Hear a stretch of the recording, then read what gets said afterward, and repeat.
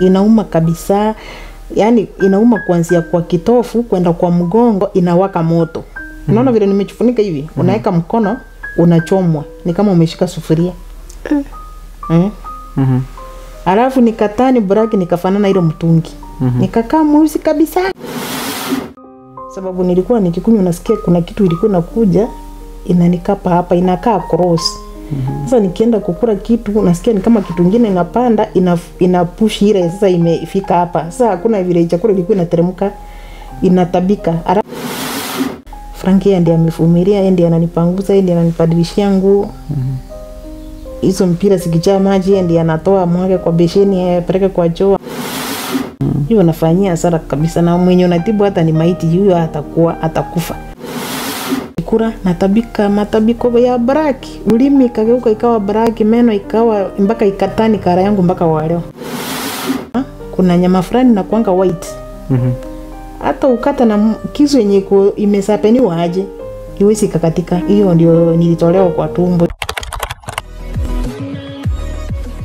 Hello there, this is AGR Jiseme, na leo hii nimefika katika maeneo ya Suneka ambapo nakuletea mgeni wetu hii leo ili tuweze kuzungumza mengi, atoe simulizi la kwake. Kuna mengi yanapitia au yeye mwenyewe anapitia katika maisha yake, kwa hivyo nitampa nafasi ajizungumzie pengine. Mimi ni Edwin Mukaya na hii ni AGR News. Karibu. Majina yako pengine useme unaitwa nani? Kwa majina naitwa Evarine Warongo Kera.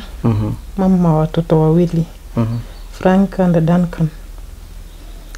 Mimi ni mama mwenye nilikuwa nafanya kazi yangu yenye nilikuwa nafanya ni biashara. Kazi ya salon. Mama ya dresser.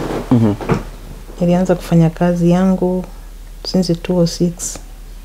Nilikuwa nafanyia Nairobi, nikafanyia Kayore, Ngong na Kikuyu. Nikafanya kuanzia 2006 to 2009 ndio nikaamua kurudi Kisii. Kwa sababu ya 2-3. Nikakuja nikaweka saloni yangu Suneka karibu na Itirio Boys. Hapo ndio nilikuwa nimeweka business yangu, ilikuwa inajiita Mama Frank Hair Salon. Nikafanya from 2009 up to 2015. Nilikuwa vizuri. Ni ile tu kawaida ya maoma, malaria. Unajua kimaliza lazima mtu uwezi ukaenda tu nywe bila kugonjeka. Lazima upatwe na homa, lazima upatwe na malaria, na maisha inaendelea. Nikufika 2016 ndio nikaanza kusikwa na ganzi. Ilikuwa ni tuseme nimelala, mchana niko sawa, lakini usiku nikiingia nilale, ikifika masaa 9, saa 8, saa 9 naanza kusikia ni kama, unajua kuna masaa unaweza kufika usikie mwili si sawa. Unajua mtu hata kama umelala uwezi ukalala hivyo kama ujisikii sana. Sometimes sasa unataka kugeuka, unapata uwezi ukageuka vizuri, saa nyingine mkono unapata ifanye, mguu ifanye. Mtu unafikiri labda ni kawaida hali ya kimwili. Nikaendelea hivyo hivyo, nikakuja nikapata kumbe ilikuwa ni ugonjwa na sikuwa najua. Sasa hiyo 2016 nilianza kwenda hospitali, nikaendelea na matibabu na tibiwa, saa nyingine nawekwa kwa ward 1 week, saa nyingine wiki 2 narudi nyumbani.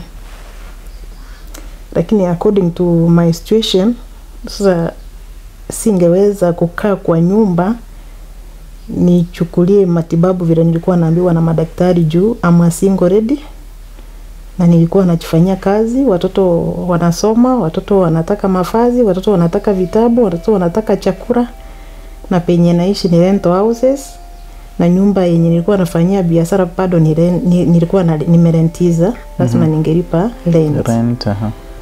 Sasa nilikuwa najikaza, nikitoka hospitali tuseme nimetoka kama leo, unapata daktari amekwambia kaa almost a week or 1 month ndio dawa zifanye kazi.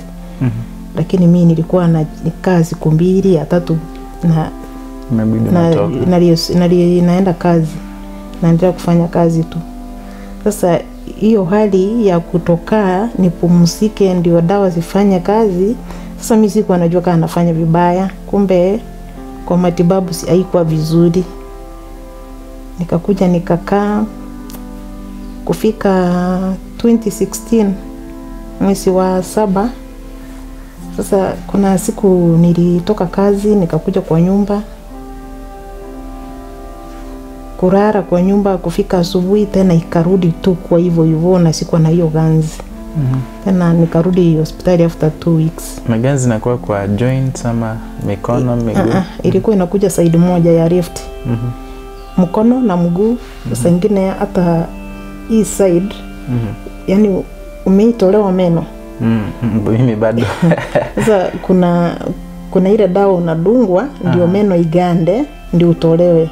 Sasa kuna vile mtu unaganda ngozi. Hivyo ndio nilikuwa nasikia hata hii side nimeganda. Sasa nilikuwa nikisikia hivyo, mimi nafikiri labda kuna kitu ama ni hizo dawa na kunywa ndio zinanifanya hivyo, ama ni vile sangine hiyo ganzi, kumbe ni stroke ilikuwa inataka kuniiba, lakini sasa sikuwa najua. Nikakaa hiyo 2016 naenda matibabu narudi, naenda matibabu narudi. Sasa kufika 2016 Oktoba ilikuwa na Saturday. Before ifike Oktoba kuna wakati nilikuwa naenda town, tuseme naenda kuchukua vitu za salon, sababu basi nikatukuwa na wholesale. Tulikuwa tunachukua town. Ama tuseme nimeenda tu, sengine unapata kuna watu hawatoki kwa duka sao, na acha wasichana kwa duka yangu, mimi naenda kusonga mobile. Mobile ni ile yani unaenda unasongea mtu kwa business yake, ama kwake. Utapata kama mama alijifungua na hizi akaacha mtoto kwa nyumba akuje kwa salon. Nilikuwa nafanya mobile na pia nafanya kwa salon, lakini kwa salon naacha wasichana. Tuseme nimepanda gari kutoka Sonika kwenda town. Sasa nimefika stage tushuke. Mimi ilikuwa nishindo kushuka, sababu si unaona umekaa umekunja mguu. Sasa unapata ganzi imekushika na kuna vile utafanya, unajikaza, unashindwa, inabidi naongeleza driver namwambia kindugu nisaidie, si kupenda kwangu, nipeleke hospitali angalau waniangalilie. Sasa alikuwa ananipeleka mpaka level 6. Hiyo wakati ilikuwa level 5. Nidungwe sindano, saa nyingine niwekwe kwa emergency room for 6 to 7 hours, niwe discharged nirudi nyumbani nipewa na madawa. Sasa ilikuwa hiyo ndio ilikuwa routine yangu. Naweza nikaenda mahali nishikie hapo. Sasa lazima nitafute namna daktari akuja nidunge. Hata hapa kwa nyumba kuna wakati ilikuwa inanishika. Na hakuna mtu alikuwa anajua, lakini kuna madaktari walikuwa wakiona nimewapigia hata kama ni usiku, wanajua hapa sasa kimeumana. Sasa lazima mtu afanye nini? Akuja nisaidie. Sasa kufika 2016 November ilikuwa na Saturday, nilifanya kazi yangu vizuri. Hiyo siku sasa on a weekend sikuangi na watu wa jioni. Monday to Friday ndio nilikuwa napata niko na watu wa jioni, sababu nilikuwa na madams wa kufundisha hizi mashule za hapa around Sonika St. Peters, Itirio Boys, Itirio Girls Secondary, Itirio Boarding Primary na Itirio Mixed Primary, na kuna shule zingine kwenda za huku ndani pia na wakaaji wa huku Sonika. Kuna wengine ulikuwa unapata mtu anaenda kazi, lakini according na vile nilikuwa nimechukulia customer wangu, mimi sikuwa na limit ya kazi na masaa, kwa hiyo ilikuwa kazi yangu. Na pia security ya hapa Sonika si ile mbaya, wanajua unafanya kazi yako vizuri, sio vitu zingine unachanganyisha kwa biashara. Hawana shughuli na wewe. Nilikuwa nafanya mimi kazi hata mpaka saa 6 ya usiku. Sikuwa na limit. Hata nakumbuka kuna wakati 2015 nilifanyanga kazi mpaka saa 9 asubuhi. Si ndandanganya. Mpaka tu mwenye nilisonganga hiyo siku nilimwanza saa 5. Kuna wengine nilikuwa nao, naye akaniambia lazima unisonge saa kesho, kuna mahali naenda. Nikamwambia ila shida, sababu mimi sikuwa na mtu tusema na ataniuliza mbona uko nje mpaka saa hii. Mimi ilikuwa bwana yangu, maisha yangu, kila kitu yangu ilikuwa ni business na Mungu, hiyo tu, na watoto wangu. Sasa hiyo 2016 November nikamaliza kazi on Saturday, nikakuja kwa nyumba. Hiyo siku nilitoka 1:30. Kuna kipindi napenda kuangalia kwa TV ya Alson K. Ng'ang'a, ni bishop wa hiyo TV inajiita Faith TV.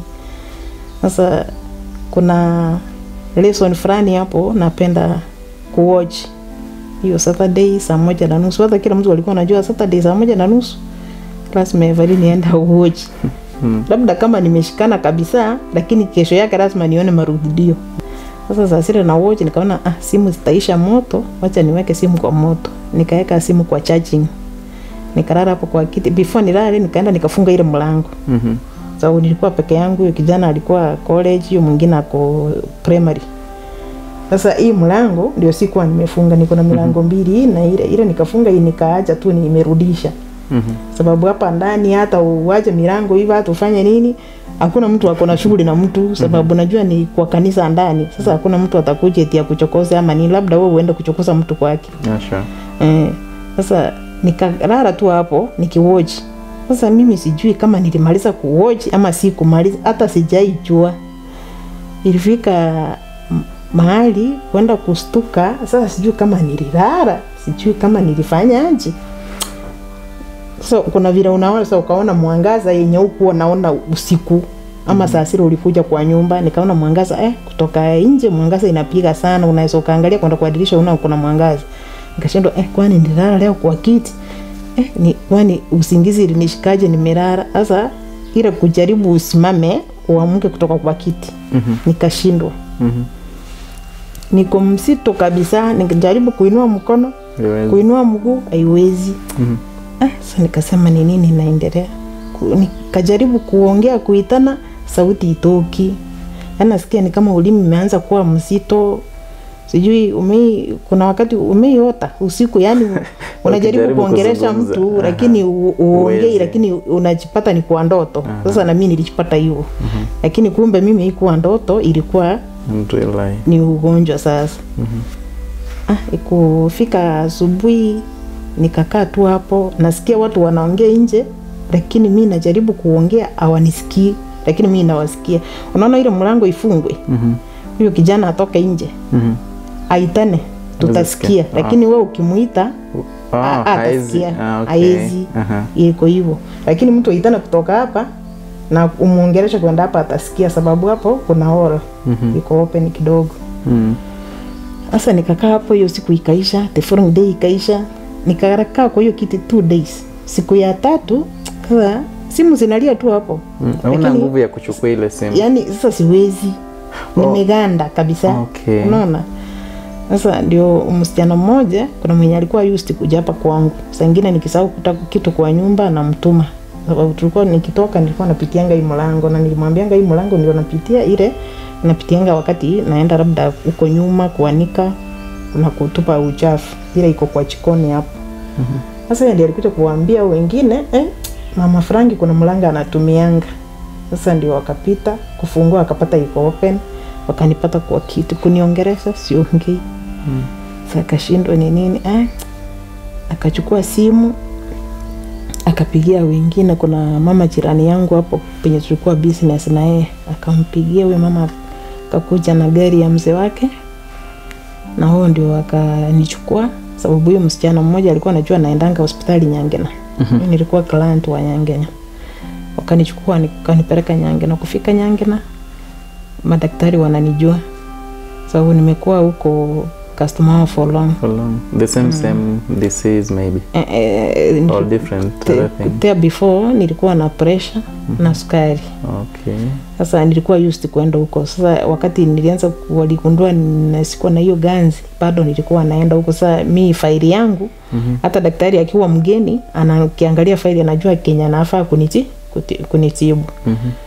Wakanipeleka huko. Vile nilifika niliingizwa kwa ward straight, nikaanza matibabu, nikakaa huko miezi miwili. Mguu ndio ilileta shida kabisa baada ya miezi miwili. Hata hiyo in between those 2 months bado ilikuwa na shida.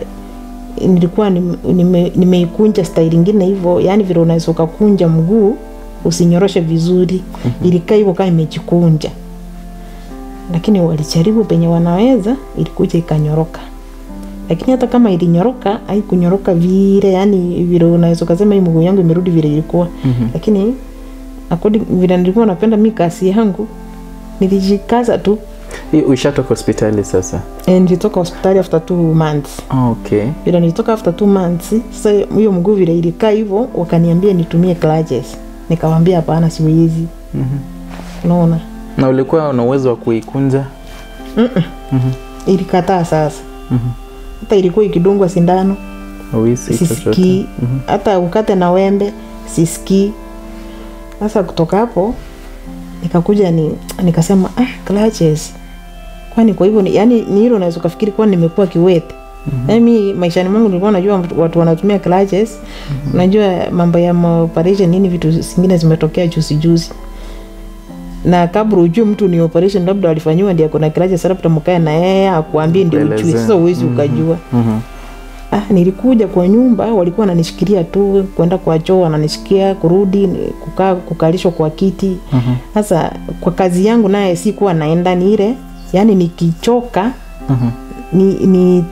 niambie msichana mwenye alikuwa anakaa na mimi tuende tu niite motorbike inibebe. Hata kutoka hivi kupanda stairs kuingia kwa hiyo saluni yangu sikuwa naweza, nilikuwa napewa kiti na kaa nje yani kuangalia tu kazi vile inaendelea.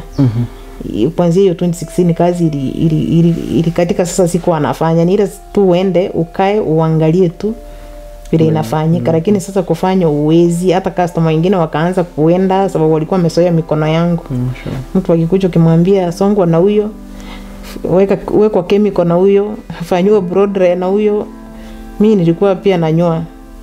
Kuna wengine wakinyolewa ndefu wanasema huyu ametunyoa tumetoka sijui races. Wewe ulikuwa unatunyoa tutoki. Sasa mpaka wanaume wengine wakaama wakaenda kwingine, watoto wa shule nao wakakataa wanyolewi nao. Wamama wanasema saa nyingine sisi tumeenda mpaka ile siku utapona ndio tunakuja. Lakini nikavumilia tu, nilikuwa naenda nakaa hapo nje naangalia kazi vile inaenda, nikichoka napanda motorbike tena narudi kwa nyumba. Sasa ikafika mahali nikaharibu ragi moja, hii ragi yenye tunaosha nao nyumba moba. Ndio nikatengeneza bakora. Okay. Nikaanza kuitumia kutembelea sasa sababu nilifika mahali siwezi, najaribu naanguka. Nikaona sasa najiumiza. Sasa kurudi clinic ndio sasa nikaambiwa Eva, hii sasa ni nini unatuletea mti hapa na tulikwambia tukununulie crutches ukakata. So unajua ikabidi saa nyingine unaona unaongeleshwa ni kama unajifanya kichwa ngumu lakini inabidi tu uende na masharti ya daktari. Sasa ikabidi nikapewa crutches moja. Hata huyo daktari ndiye alifanya kutumana nikanunuliwa na pesa zake, nikakuja nikakaa nayo, naenda kliniki narudi, lakini sasa si eti nilikuwa nafanya kazi. Sasa kazi yangu iliisha hivyo. Sasa nikaanza kujidharau. Nikashindwa, unajua mtu kama umezoea kufanya kitu ifika mahali ufanyi, inakuja saa nyingine unasikia vibaya sababu umekaa tu, simu unapigiwa unaambiwa leo huko tunakuja mwenye ajui. Leo huko nakuja unisonge, leo huko nakutumia watoto watengeneze nywele. Yani ukimwambia siko, ukipiga hii hesabu zile pesa zimeenda, yani unaona ni hasara nyingine kubwa sana. Lakini nilivumilia, nikakaa kufika 2017 ilikuwa mwezi wa 7. Tena nikaenda hospitali. Kwenda hospitali tena nikakaa kidogo, nikarudi. Nikaendelea tu kwenda masindano, kwenda kliniki napewa madawa narudi. Na kufikia 2017 ulikuwa umeuliza shida ni gani ama hawako nakwambia? Kufika hiyo sasa hiyo 2016 ndio waliniambia sasa nimemwambia nilikuwa na sukari na pressure. Sasa wakaniambia hizo ndio zimesababisha. Vile waliniambia wao sababu niliafu kuambia mimi ni mtu mkubwa nielezee. Nijue, unajua ni vizuri ujue ni nini vile siku hizi mtu anasema kama ni AIDS, kama ni cancer, I can cope with it. Sasa sababu usipoambiwa utajua ni ugonjwa gani umebebana nayo. Ni vizuri uambiwe angalau kama utapatwa na stress ni muda kidogo na uendelee na maisha. Sababu maisha ni kitu ya maana kuliko kutojua kenyo unatibu. Ni vizuri ujue kenyo unatibu kuliko ushinde ukienda hospitali na ujue unatibu nini. Sasa waliniambia hiyo pressure na sukari ndio silisababisha sana sana hii kazi yenye nilikuwa nafanya. Mimi sikuwa nasonga kama nimeketi vile umeketi hivyo. Nilikuwa nasonga kama nimesimama. Okay. Unaona? Sasa ile kusimama sometimes unapata wakati damu ina pump, unapata labda hizo nerves zimefinyana. Yani hii side moja ya mguu wakasema ilikuwa imechukunja. Na moja ilikuwa imechukunja. Sasa penye ilikuwa imechukunja hapo katikati damu ilikuwa imekufia hapo. Sasa hiyo tunaita ni kama growth. Yeah. Sasa hapo ndio wako wamegundua mapema. Kenye ingegunduliwa mapema ningesaidika mapema. Lakini sasa hata vile waligundua kama iko rate bado nimesaidika, sababu hata kama niko hivi iko afadhali kidogo, si ile unajua kuna wale wanapigwa stroke wanakufa. Hata nasemanga ni Mungu tu sababu niko hai. Sasa vile walichua ni hiyo ndio imefanya nikaingizwa kwa matibabu. Vile niliingizwa kwa matibabu nikaendelea na matibabu. Sasa shida yenye ilikuwa ni ile nikisikia niko sawa kidogo, sana sana kama pressure imerudi chini, sukari iko sawa, nilikuwa naachana na dawa ya pressure ya sukari. Nadiri na hii neurocare. Hii neurocare ndio ya nerves. Hiyo ndio nilikuwa nakunywa labda na painkiller, lakini za pressure na sukari nasiacha.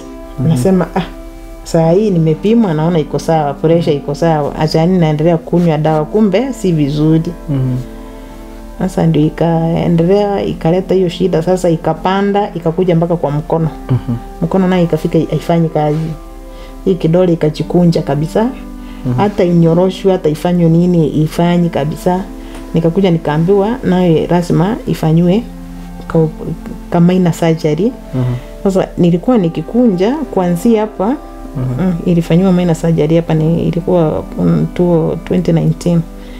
Sasa kuna kakitu kalitolewa ndani, kalikuwa kamechikunja, kanakaa ni kama kamfupa si ka nerve. Kakatolewa tu kadogo. Sasa vilitolewa nikafanywa ma exercise, ikafanywa physiotherapy. Ndio sasa siku hizi inajaribu, ijapokuwa siwezi nikabeba kitu. Tuseme kama ni kikombe ama nini siwezi, itaanguka. Lakini ile nashukuru Mungu ni ile saa hii inaweza iko flexible kidogo. Si ile ilikuwa imenyoroka tu imekaa hivyo. Sasa ndio nikafumilia hivyo, nikakaka. Nikakuja nikarudi hospitali tena Nyangena. Ilikuwa ni 2018 Julai. Ndio nikawaambia akipenye imefikia si eti nimewadharau. Acha nione kama anaweza nikaenda hospitali nyingine angarau nione kama nitasaidika, sababu ni vizuri niende kwingine. Sasa ndio mwenyewe akaniambia wacha tuone kutafutie daktari. Nikamwambia hapana, acha niende kwingine. Nikarudi kwa nyumba nikapigia kuna rafiki yangu anafanya Kenyatta. Nikampigia simu nikamwambia iko hivi na hivi. Akaniuliza mbona hujai niambia? Nikamwambia unajua niliona wacha nitibiwe kwanza nione vile iko. Sasa yeye ndiye akaniambia kuja siku fulani nikudirect. Nikakuja nikatafuta pesa nikaenda kandirect, tukaenda nikafanywa ma x-ray. Wakafanya test hapo. Sasa ndio wakaniweka kwa kliniki tena. Nilikuwa naendanga after every 2 weeks. Kwenda ikafika mahali sasa unaona kazi ilikuwa imerudi chini. Watoto wanasoma, unalipa rent, chakula ndio hiyo. Bill ndio hospitali. Matibabu lazima utoe pesa. Sasa fare ya kwenda hiyo after every 2 weeks. Na kwenda hiyo Kenyatta lazima kuna hiyo pesa unalipa. Hiyo unajua sitaongea. Kuna ile pesa unalipa ya consultation. Si eti ni 2,000 ama 5,000. Ni pesa mingi. Sasa unapata hiyo wakati imefika na unaona. Sasa nikakosa kwenda kliniki raundi 2. Ndio daktari akanipigia simu akaniuliza mbona ukuje? Nikamwambia hapana, pesa ndiyo hakuna. Sawa. Nikakuja nikapata pesa nikaenda. Sasa wakati nilienda nikapata bado niko kwa mafikira yake. Akaniambia si unatoka Kisii? Nikamwambia si unajua 10 week? Nikamwambia najua huko si tunapita huko ndio tukuje Nairobi. Akaniambia basi sababu fare imekuwa juu na huko bado kuna machines wako nazo kama sinye tuko nazo, wacha nikulify kwenda huko. Sasa nikamwambia ni sawa. Nikakuja hiyo wakati nilienda akanipea madawa yenye natumia for 2 weeks. Sikaisha sasa ndio nikaenda Tenwek. Kwenda Tenwek na wao wakaniangalia, wakati waniangalia wakaniambia naendelea vizuri na matibabu, ijapokuwa kuna vile tunataka tukusaidie. Sasa hiyo wakati nilitokanga Nyangena kwa ward, hiyo mguu vile ilikifuta ilikaa hivyo, najua ikaendelea sasa inaendelea ikisonga juu, kumbe ni ile mshipa vile inaendelea kuchukunja na mguu inaendelea kuchukunja. Sasa ya left ya right ilikuwa inafika chini, ya left haifiki chini, unaona. Sasa mpaka unapata side moja na joka, ingine sababu hii sasa ndio inabeba weight yote. Sasa wakaniambia utakubali tukufanyie operation. Mimi nikamwambia ina shida, bora niwe sawa. Hiyo ndio naulizia ama ndio ilifanya nikachileta hapa. Sio yeye mlikuja kunitafuta kwangu, mimi ndio nilikuja kuwatafuta. Sasa nikafanywa operation yangu ya kwanza ilikuwa September 2019. Ndio nilifanywa operation ya kwanza, wakatengeneza hiyo mshipa, mguu kweli ilifika, ilikuwa inatoshana na nyingine. Nikakuja nikakaa, nikamaliza September, Oktoba. November, sasa hiyo wakati sikuwa nashindwa kuketi. Hiyo okay, ndio nilikuwa nataka kuuliza hiyo sasa ilikuwa sawa. Okay. Shida yenye nilikuwa nao ni ya mguu tu. Na labda mkono, lakini kuketi nilikuwa najua kuketi. Sasa shida ni ile sikuwa ninaweza kuenda mbali. Ni ile tu nilikuwa natembelea hapa tu hapo nje kwa varanda. Naingia kwa nyumba hapo kwa varanda, ni ile sasa sikuwa naonekana kwa barabara, hata kwa kanisa sikuwa naenda. Sababu nilikuwa nikikaa kidogo nachoka. Sasa nikakaa mwezi moja na nusu. Nikasema nasikia kuna tungufu. Sasa nikasema wale wacha niende pole pole. Nione hao wasichana wangu, sababu vile mmekuja ni kutoka pale penye mmeshuka gari. Hapo hivyo ni vile hizo vioski zilipomolewa juzi na hiyo barabara vile imepita hapo. Nilikuwa nikasema acha nijaribu nione kama nitafika hata hapo, hata hii nyumba nipite round. Ndio mmeingia hiyo stairs ya kwanza hapo. Nikajaribu. Basi sijui ilifanyika nini. Nikajikuta tena hospitali. Ukujitambua.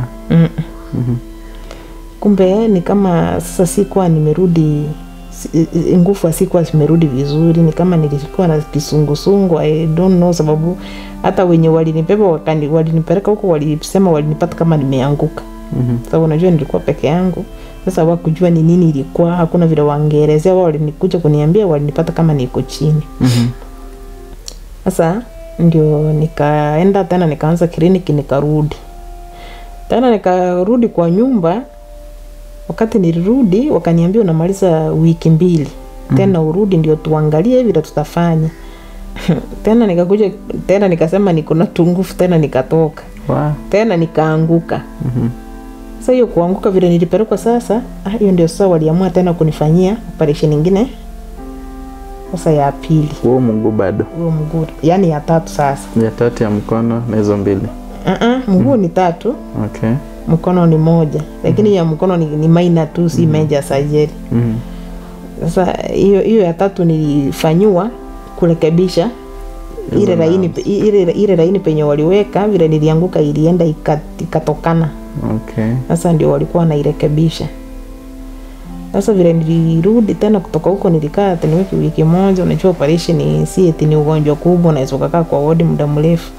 Nikarudi nikakaa kwa nyumba nikaendelea na matibabu. Sasa niliendelea na matibabu. Sasa ile kitu ilikuwa inanisumbua sana ni pressure. Sasa I think ni mambo ya kukaa kwa nyumba, saa nyingine unakuwa na mafikira na unajua pressure na sukari hastaki stress.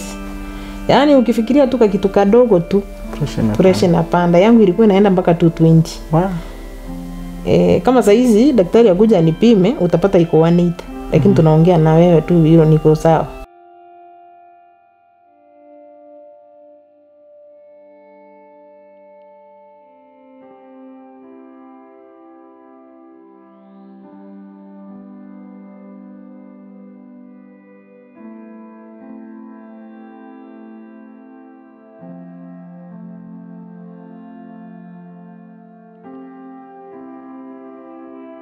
Kufika 2019 January, 2020 January, Sasa ndio tena sasa nikasikia sasa hii side yani imekufa tena kabisa.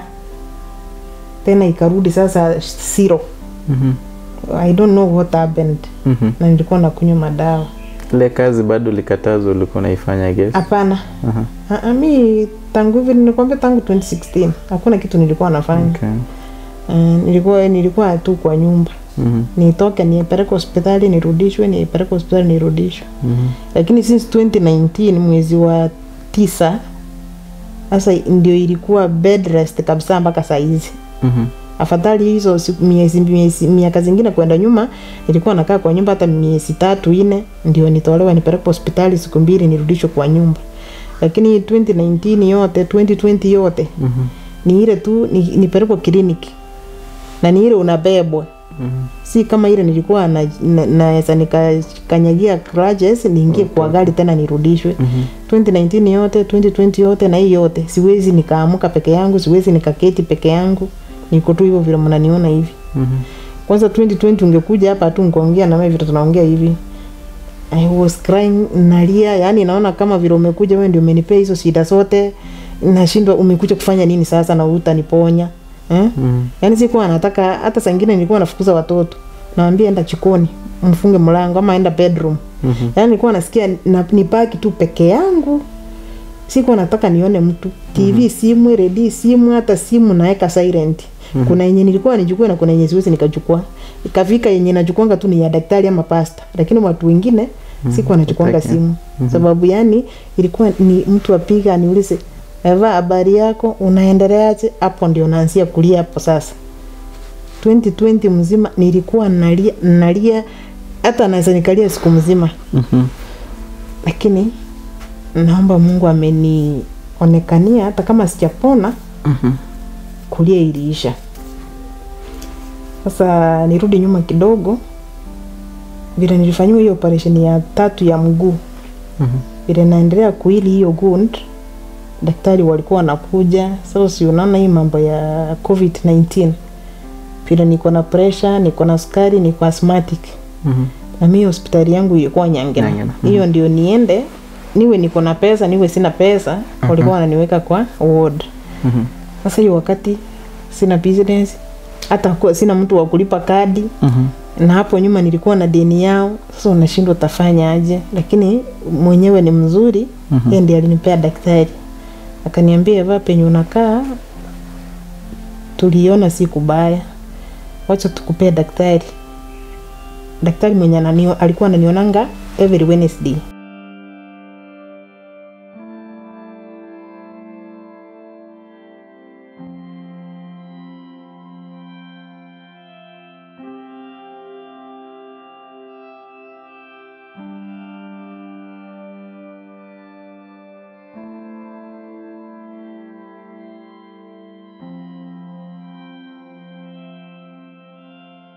Kwa tutoke hapa saa 9 asubuhi on Tuesday. Kufika Tuesday saa 6:30 ndio tufike saa 9. Tumbo ikaanza kuniuma from nowhere. Si kukula kitu mbaya. Si eti nini, mimi tumbo ije niuma, yani tumbo yenye imeniuma ni ile ya labor ward, ile yenye nimezaa watoto wangu wawili. Lakini hakuna siku nimeenda hospitali ama kliniki yote ni complain tumbo. Sijawahi eti hata vile mnasikia mtu alikula chakula tumbo ikamharibikia. Mimi sijawahi tangu nisaliwe. Lakini hiyo siku tumbo iliniuma, ikaniuma. Yani ilikuwa inaniuma ukikaa hivyo na kurarulia nguo na maliza kabisa. Nikakaa while yani mtu anaweza kafikiri umekuwa wasimu. Watu wanakuja hata wawili wananishika na warusha. Daktari akakuja akaniangalia, wakatoa sample, wakaenda wakapima, wakakuja wakanidunga madawa, akaniambia sasa utaenda kliniki, wacha tuone vile utaendelea. Nilidungwa madawa strong sana, lakini tumbo bado inauma. Inauma kabisa. Yani inauma kuanzia kwa kitofu kwenda kwa mgongo, inawaka moto. Unaona vile nimejifunika hivi, unaweka mkono unachomwa, ni kama umeshika sufuria. Alafu nikatani braki nikafanana ile mtungi. Nikakaa mweusi kabisa. Kwa tumba ma yani sura. Mwili yote sasa sura yote hata mtu akikuja mwenye anijui atashindwa huyu naye ni kama anakufa ama kwa hai, mmesimama kwa maiti ama ni mtu. Na si kuwa naongea, ni kulia tu, yani nimetani kara, nimekuwa kitu kingine, yani unaweza kufikiri ni kama nilipewa sumu. Lakini daktari akajaribu penye anaweza, akaenda akaita madaktari wengine wakaniangalia, nikakunywa madawa for 4 days. Bado haikakataa kabisa. Sasa vile nikataa, nikakuja tena nikatolewa sample ingine, ikapelekwa Kakana Kisumu. Wakafanyia some tests, wakakuja. Wakati walikuja mimi nilikuwa nauliza ni nini. Wananiambia tutakuambia. Kumbe hakuna majibu. Wanashindwa wananiambia nini. Sasa ndio mimi vile niwaambia nilikuwa na business, nilikuwa politician, sasa nilikuwa na marafiki sio walimu, si madaktari, yani hivyo. Sasa wengine wakasikia Eva sikia iko hivi na hivi, tena amepata hii shida nyingine, sio ile yenye tunajua. Wakashikana marafiki karibu 3 madaktari. Wakanipeleka kuna hospitali hapa Soneka inaitwa Mabo. Vile nilipelekwa Mabo, hata ilikuwa usiku saa 3:30.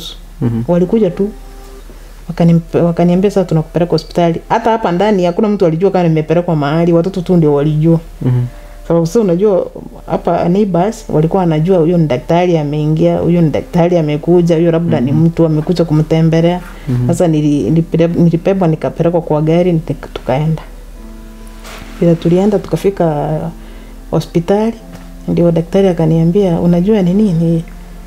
Tunakufanyia operation. Nikaambia hata anza tu hata saizi. Hata hakuna haja mnidunge sindano ya kuganda sababu nimeumia. Ile uchungu nasikia hata kuna wakati after 2 days imeniuma siku 2. Niliita pastor nikamwambia kiniombee.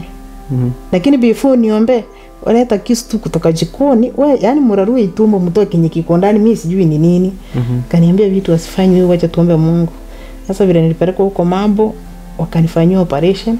Ndio nilifanyia operation. Imagine hata sio cyst, sio growth. Ni masinga umbe tu ya binadamu. Mimi naweza nikasema hivyo sababu hakuna haja uogope kusema. Ni vizuri mtu useme sababu nao ile dhambi ya kuficha hakuna vile inaweza kaombewa itoke sometimes. Sasa wakati walitoa hiyo wakaniambia unajua ile shida ilikuwa ni hii. Sasa kuna nyama fulani na kuanga white. Hata ukata na kisu yenye imesapeniwa aje iwezi kakatika. Hiyo nyama hata urushie umbwa asikurangi. Unaona? Hiyo ndio nilitolewa kwa tumbo, zilikuwa zimejitengeneza 2 hivi. Hizo zile zinapatikana kwa nyama tu. Kama hata ya ng'ombe. Hata kama ya ng'ombe, hiyo ni ya mbuzi. Sana sana ya mbuzi, sana sana ya ng'ombe. Hapo I think ndio inapatikana. Kwa Kikisii kuna vijina inaitwa sijui aje. Daktari waliniambia kuna vile inaitwa. Sasa hiyo ndio ilitolewa. Lakini mimi nilisema kama ni binadamu ananisumbua na mimi sijaikosea mtu, kama ni mambo na business. Unajua kwa kweli hapa kwetu Kisii kuna watu uonea mtu wifu.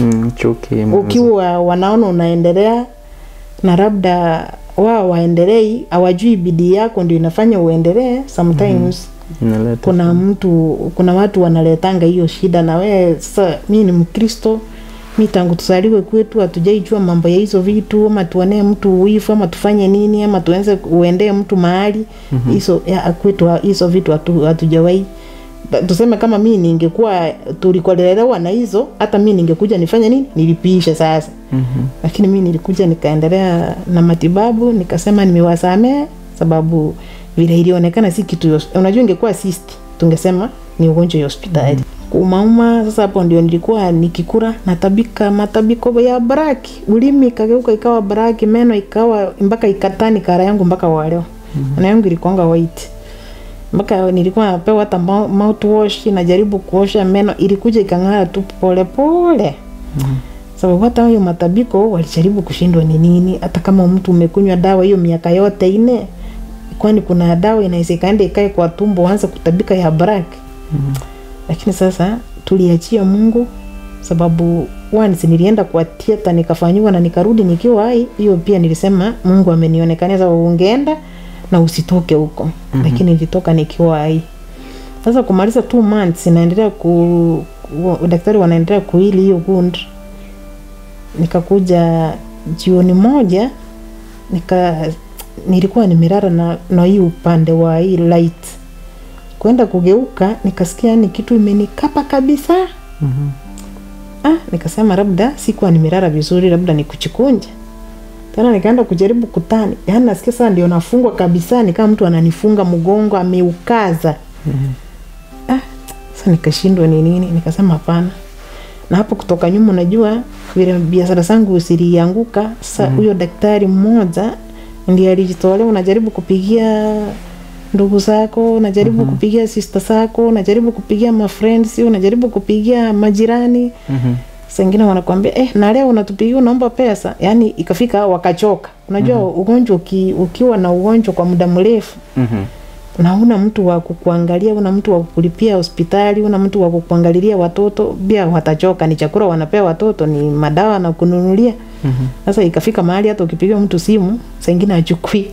Sengine anakuweka namba busy, hata ajui ulikuwa unamsalimia. Sasa ikafika nikawa na hiyo uchungu for 2 months. Siambii daktari, sababu niliona namuongezea shida zingine. Sababu alikuwa anaenda anakopesa madawa. Unaona? Sababu sasa ilifika Nyangena pili ikawa kubwa. Mpaka hata mimi zingine daktari alikuwa ananipigia ananiuliza, Evelyn, mbona umenyamaza hivyo, naendeleaje? Zingine namdanganya namwambia unajua mimi nimepona na sijapona. Anajua sijapona, anatuma mtu. Ananiogombaniza, ananiambia mbona unasema umepona na uko mgonjwa bado? Nikamwambia daktari, unajua nimekupea mzigo na wewe sio baba yangu, sio mama yangu, sio wewe, sio ndugu yangu. Akaniambia bana, vile tunajua bidii yako au kwa mtu mlegevu, ulikuwa mtu mwenye unajileta hospitali tena unajitoa peke yako na tulipo unaenda. Sasa ambia huyo daktari ani SMS madawa unafaa kutumia, mtu akulete.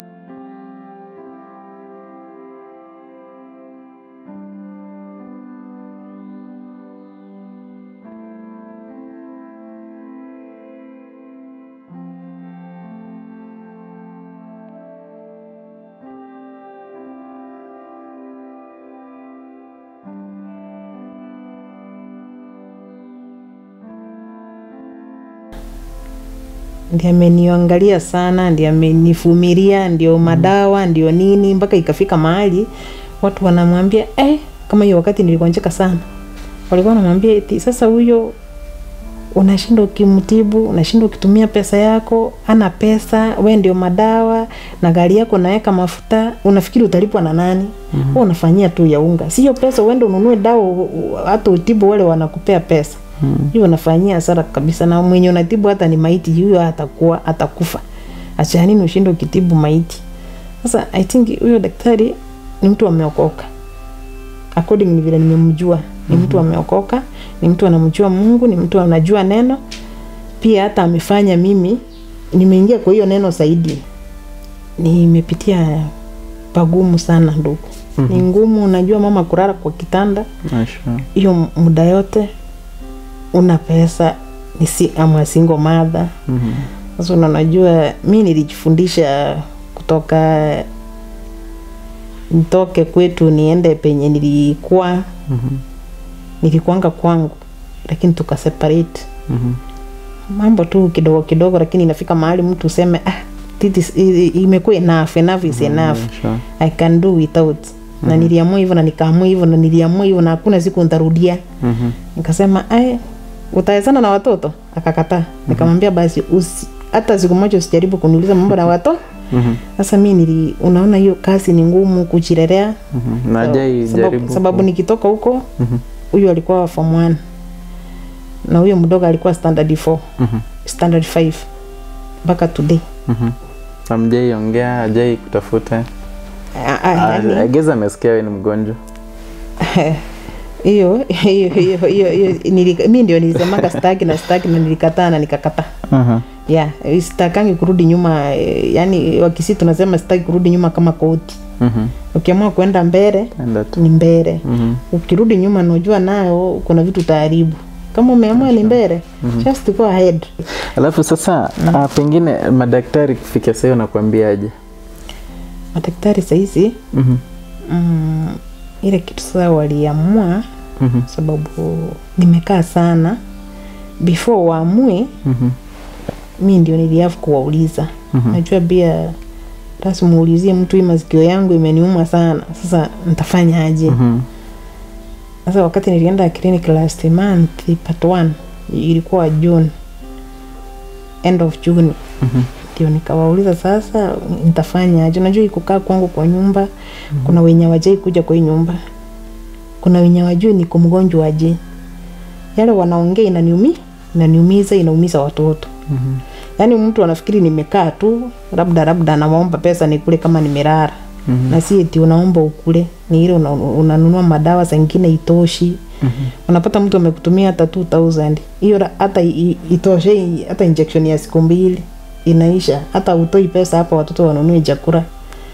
Sasa mtu anafikiri alikutumia 2000, labda watoto wamenunua chakula na wamenunua dawa, lakini hiyo hata haijatosha kwa dawa.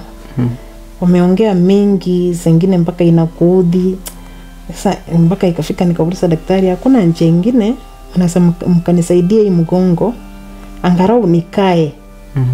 Najua hata nikikaa mtu akuja anipata nje itakuwa at least kuliko niko kwa nyumba 24 hours. Hata kuna watoto walisaliwa wamekuwa wametembea na sijai waona. Unaona? Hata wakisikia mtu akisema naenda kwa mama Franki, hata wanashindwa huyu kwa mama Franki ni wapi hapa wanaenda, sababu hao watoto wanijui hawajai niona. Sasa ndio nikawauliza nitafanya aje? Sasa ndio wakaniambia nimeenda Kijabe, nimeenda Tenwek, nimeenda Kenyatta. Sasa ndio tukadecide na wao nitafute pesa, sababu pesa ya kwenda India ni mingi. Si eti ni ile unaweza ukaenda vile nimejuana na wa madaktari Kenyatta ama Tenwek nifanywe ndio nilipe, ama nilipe nusu ndio singine silipo, ama mtu aenda aweke labda pay slip ufanywe. India iwezi.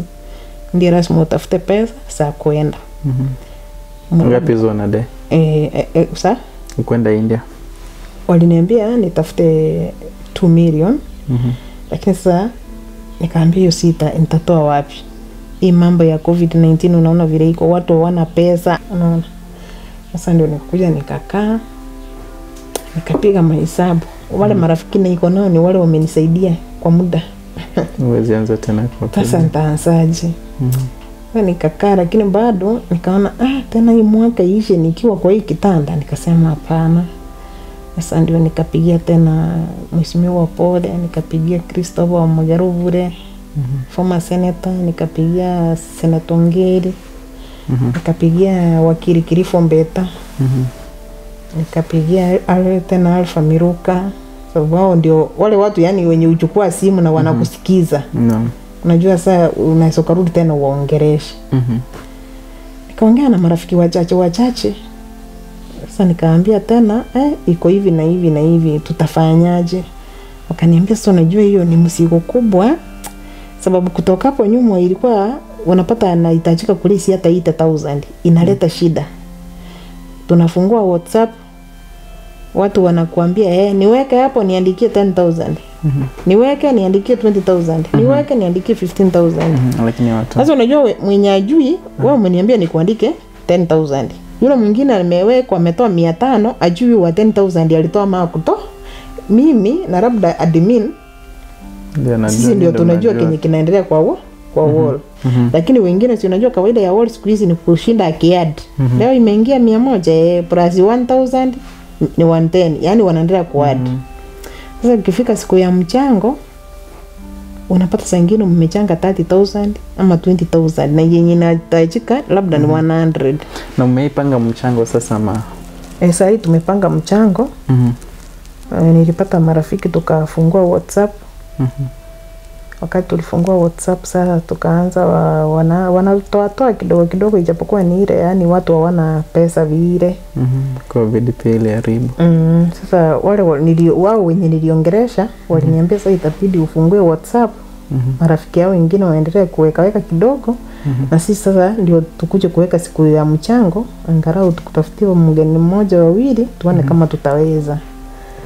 Sasa ndio tukafungua WhatsApp, ilifunguliwa last month. Sasa hii Mirani ilifunguliwa kitu tarehe kama si 29 ni tarehe 28 June. Mirani mwezi na. Okay, and how is the response? Response si mzuri kosi hatujafika hata 50,000. Na unaona ile kiwango waliniwekea vile tuliongea na wao wengine wakaniambia sasa wewe tumekuachia nitafute 1.5 million. Na unaona itafika 50,000. Na siku ya mchango ni Sunday this week tarehe 15. Sasa unaona kama itafika hiyo na inahitajika, sababu daktari wenye tuliongea na wao waliniambia ikichance kama sitapatikana by September hapo katikati tarehe 20 hivi tarehe 25 niwe nimeenda. Sasa tumepanga hiyo mchango inaendelea, watu wanarusha kidogo kidogo. Tarehe 15 August on Sunday ndio mchango. Na kuna ule ambaye angetamani sana kukufikia, pengine kuongea na wewe, unaweza peana namba yako? Naweza nikapeana namba. 07 00 333 375. Rudia. 07 00 333 375. Majina inakuja Everine Kira. Uko na history, taarifa nzuri sana, simulizi nzuri sana, lakini kwa yote tunasema tu tunaambia Mungu atende wema. Na nikirudi hata kama tumefika hapo, nikirudi nyuma kidogo nikirudi nyuma kidogo pia, yani life ni ngumu. Lakini ni ngumu kulingana na vile utaichukulia pia. Sababu kwa hii maisha ya binadamu si kupenda kwa mtu kuwe mgonjwa. Sure. Na si mtu ita ugonjwa. Ugonjwa inakuja tu kwa kila binadamu from nowhere. Lakini ugonjwa imenifundisha mambo mingi. Nilikuwa nasikianga, lakini kupitia kwangu imenifundisha mengi. Sababu kwenda hapo nyuma I was a member of Kenya Women Finance Trust. I was a member of wa Kenya Pamoja Sacco. Yenye kwa hapa Kisii. Mimi ni Mkristo wa hii kanisa hapa ndani. Penye nakaa Lentos, lakini nakaa ni compound ya kanisa. Na nilikuwa na marafiki wengi sana. Lakini ilifika mahali yani unapata hakuna mwenye akonaja na wewe. Yani sijui walikuwa nafikiri labda akikuja ama akirespondi unampepesa hiyo mzigo. Unajua mtu hata wakuje bure ndio ile unasikianga ukienda hospitali uone fulani utamwacha akitabasamu. Lakini unapata mtu mnakaa naye compound moja, lakini hata kwa hiyo mlango umuoni.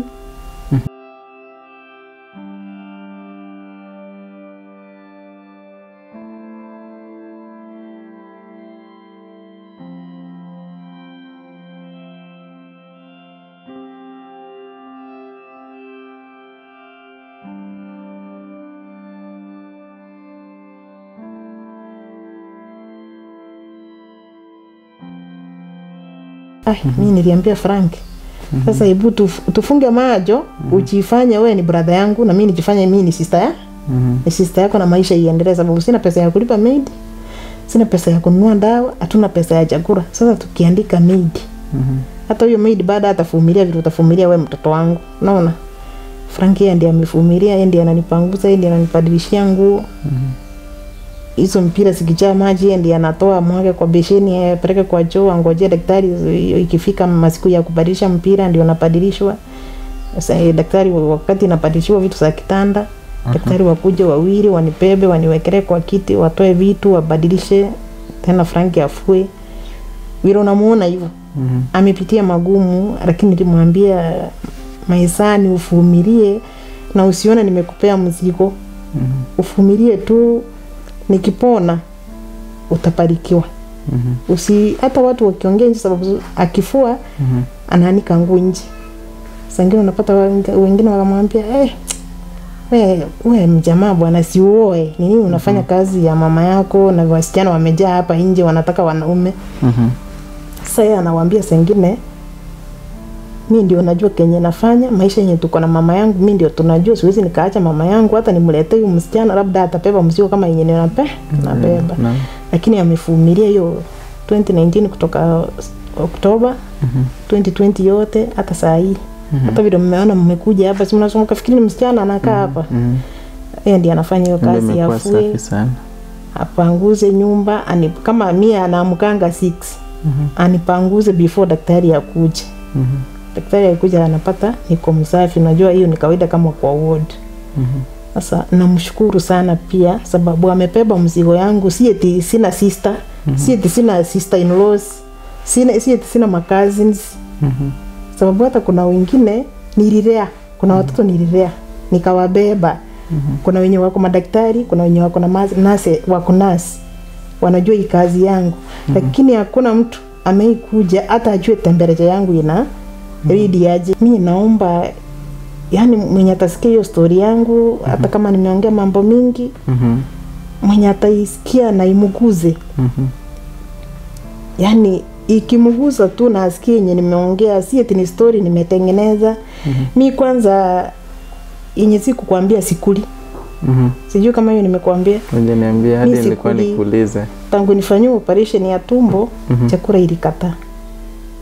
Nilikuwa na tabika, nikikula na tabika, nikikunywa dawa, dawa nyingi zikachenjua ndio zikawa injection. Sasa ndio sababu iko expensive. Sababu nilikuwa nikikunywa nasikia kuna kitu ilikuwa inakuja inanikapa hapa, inakaa cross. Sasa nikienda kukula kitu nasikia ni kama kitu kingine inapanda, ina push ile sasa imefika hapa. Sasa hakuna vile chakula ilikuwa inateremka, inatabika. Alafu sasa unatabika mpaka ile kitu inyukura, pofu nini hivyo. Yaani mpaka unachoka. Tena huyu kijana anaitwa daktari, nikuja niongezewa maji sasa ndio nipate nguvu. Sasa ndio ikafika mahali ndio nikaanza kutumia supplements. Supplements nilianza kutumia sababu ya kutokula. Kutoenda nje kwa jua. Sasa hizo ndio sasa kama chakula ndio kama jua. Yaani ile kitu mtu anafaa kupata akiwa kwa jua, upate ukiwa ukikula. Supplement inasimamia hiyo. Na hiyo maji naekewa hiyo iko hapo juu na kuna kajupa ka 50% aka kadogo. Kuna Kenya kako hapo ni vile kametumika kakaisha hapo, lakini daktari anakuja na mengine.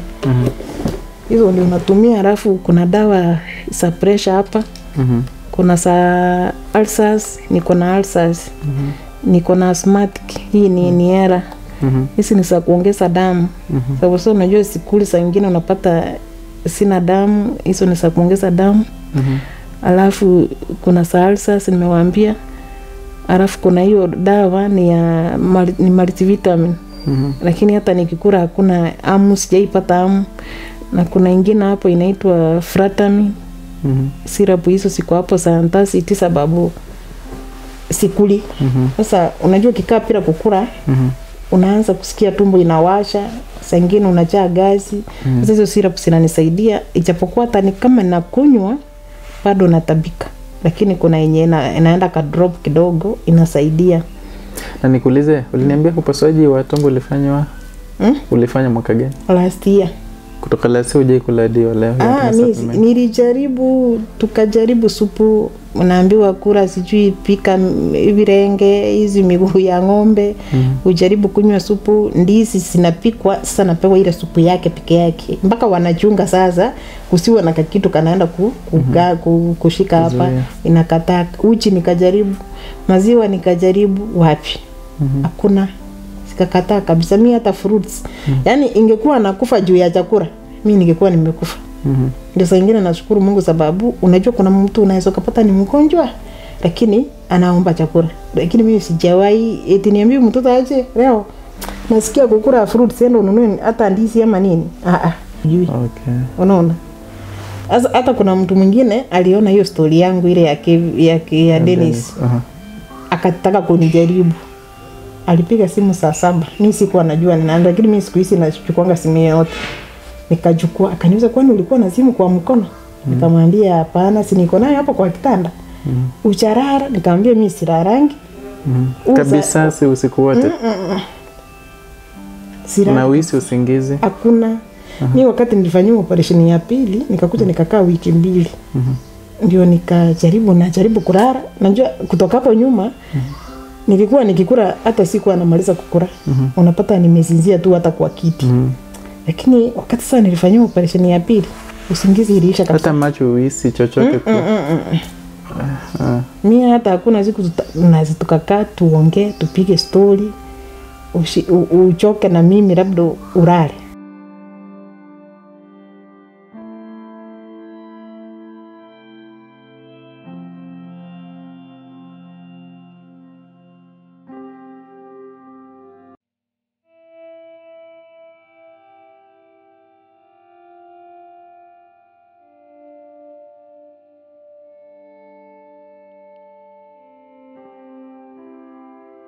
Yaje bro? Mzuri. Nishazungumza mengi zaidi na mama kutoka ni situation ya kwake, so pengine utaanza kwa kujitambulisha majina, ngawaje mama alishasema majina yako, lakini vyema pia ujitambulishe. Asante, naitwa Frank Machoguaro. Hujamaliza bado kwa shule wapi? Shule niko pale Nairobi. Chuo inajiita ICS. In short, in full inajiita East African Institute of Certified Studies. Nasomea hospitality management. Na kuhusiana na hii situation ya mama, pengine kuna yale ungependelea kuongea? Juu nishaongea na mengi zaidi na mama. About situation ya mama, imekuwa ngumu na pia imekuwa challenge. Sana saidi yangu na pia saidi yake pia. Because pia kukop na hii situation ile ulikuwa unajua mama yako alikuwa sawa. Lakini tena unakuja unakumbana na yenye uko unatarajia wewe maishani ama kitu yoyote. So pia hiyo gonjwa imekuwa challenge na pia imenifanya nimekuwa na mafikira mengi, acha niseme hivyo. Because pia unafikiria sometimes mambo na shule, mambo na maisha, unaanza kufikiria vitu mingi sana. But pia imenishikilia pia kwa kumsaidia, pia kwa kunionyesha vitu 2-3 vitu zenye sikuwa najua. Pia imenifanya nimekuwa na ile roho ya kusaidia pia. Kuna mengi ambayo mama aliweza kuzungumzia kuhusu the care you giving her despite the taboos and konazo si kama jamii ya Mkisii ama ya Wakisii. Kwa katika upande imekuwa najua ni kitu ya in our culture ama in our society. Najua mbona ni kitu yani inasema the small, nimejua about our culture. Ile ustahili kuingia room ya mama yako, ustahili kuona some few things. But hiyo imebidi tumevunja. Na mimi nimevunja cause huyu ni mama yangu na pia nastahili kumshughulikia. Nastahili kumwangalia, nastahili kuona vitu 2-3 vile anastahili kuwa. Ndio maisha iendelee. So imekuwa challenge pia hiyo side.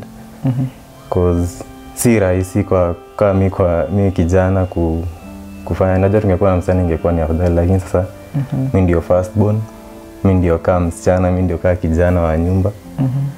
So inabidi umefanya yote na ile ukui na ile ama taswishi ama kitu yote ya kuogopa. Cause ni mzazi, ni mama yako, ni mtu amekulea tangu kuwe mtotoni, tangu umekuwa hivi. Lakini sasa inabidi. Pengine unaweza kuwa na jambo la kuambia mtazamaji kuhusiana na everything, maybe hapa nyumbani, kuhusiana na situation ya mamako, kuhusiana na hali yako vile vile. Vile najua ameongelea mengi, nile pia sitaki niguzie sana. Nile pati yangu ama mimi personally. Najua kuna wale wamefika hapa, kuna wale hajafika. Kuna wale wanasema mamangu anadanganya, ana pretend.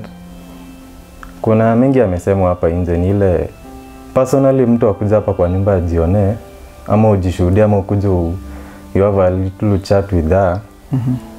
Ndio utajua kenye inaendelea hapa kwa hii nyumba.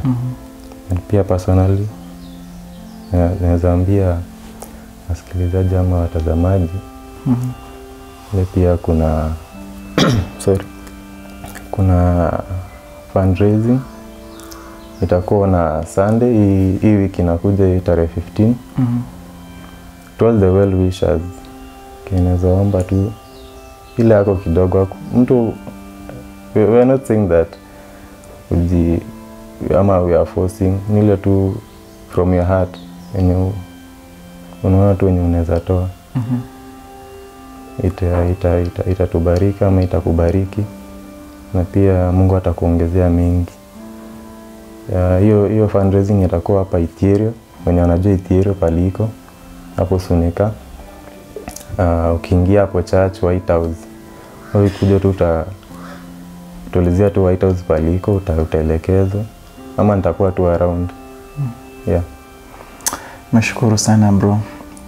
Nazidi usife moyo.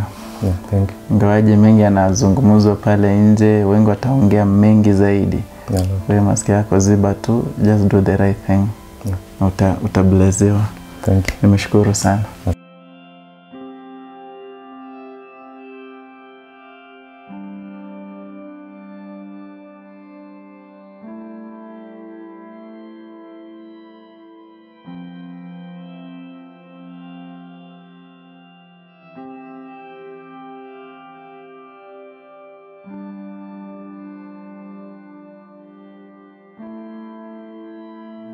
Na pia nawaambia mwenye anaguzwa na hii story yangu, niko na watoto wanasoma shule, bado wanahitaji school fees, wanahitaji kukula, penye nakaa nalipa rent, na pia sana kenye naomba ni ile hiyo mchango iko on Sunday tarehe 15. Kama kuna mwenye ataguzwa, hata kama atatuma 20 bob, 10 bob, 50 bob, 100, siweki kiwango. Angarau inisongeze nipate njia ya kuenda.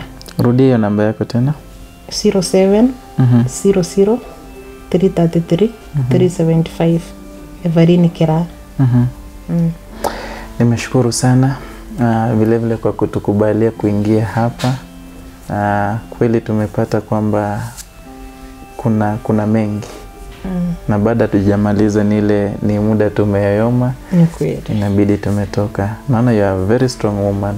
Na kuombea mema. Na kwa kawaida Mungu hutengeneza njia yake. Kweli. Tunaamini mchango utakuwa wa mafanikio na yote yatakuwa jinsi ya mipango. Mpenzi mtazamaji, ni hayo tu kwa leo katika AGR Jisemee. Mimi ni Edwin Mokaya. Hadi siku nyingine kwenye makala kama haya.